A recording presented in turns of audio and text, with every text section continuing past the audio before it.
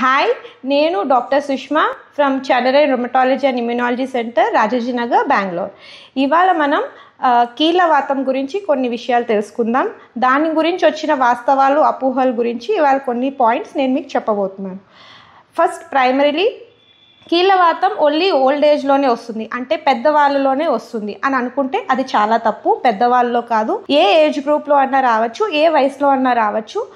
దాని గురించి సరైన ట్రీట్మెంట్ పద్ధతులు ఫాలో అయితే దాన్ని క్యూర్ చేయొచ్చు. సెకండ్ పాయింట్, కీళ్ళవాతం ఎప్పుడు కోల్డ్ వెదర్లోనే వస్తుందా? కీళ్ళవాతం కోల్డ్తోనే ఉంటుందా? కాదు, కరెక్టే కాదు. ఆఫ్ కోర్స్ కీళ్ళవాతం కోల్డ్ వచ్చినప్పుడు ఎక్కువ అవుతుంది, కానీ కోల్డ్ వెదర్లోనే, కోల్డ్ క్లైమేట్లోనే ఉంటే మాత్రం ఏమీ రాదు. కోల్డ్ వాటర్ తీసుకుంటే వస్తుందా? కాదు, కోల్డ్ వాటర్ తీసుకున్నా కీళ్ళవాతం ఏమీ రాదు. తర్వాత డైట్. కీళ్ళవాతం వచ్చినప్పుడు కొన్ని పదార్థాలు తినకూడదు, కొన్ని పదార్థాలు తినచ్చా అనే డౌట్ అందరికీ ఉంటుంది.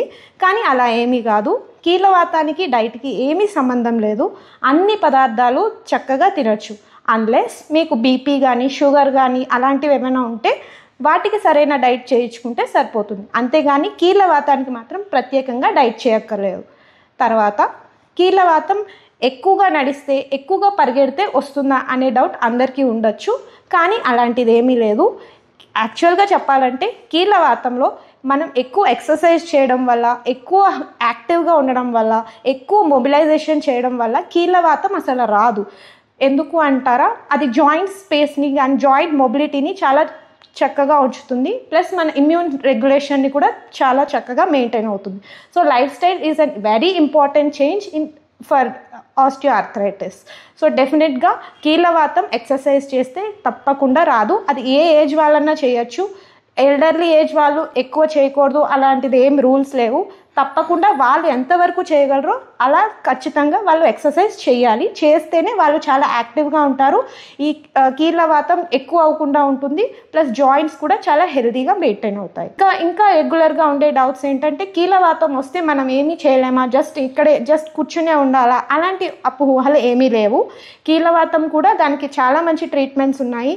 Of course life style management, అంటే మంచి డైట్తోని, మంచి ఎక్సర్సైజ్తోని కీళ్ళవాతాన్ని ఆల్మోస్ట్ 50 to 60% వరకు తగ్గించవచ్చు.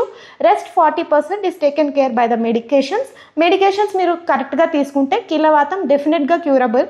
అంతేగాని ప్రతి ఒక్కరు సర్జరీ చేయించుకోవాలి, సర్జరీ చేస్తేనే కీళ్ళవాతం పోతుందా అనే డౌట్ మాత్రం పెట్టుకోవద్దు. కీళ్ళవాతం ఇప్పటి కాలంలో అసలు అది వరీ అవడానికి ఒక సమస్య కాదు. Because there are many advances in the treatment. So nothing to worry about. And finally, of course arthritis is always about diet and management and lifestyle monitoring.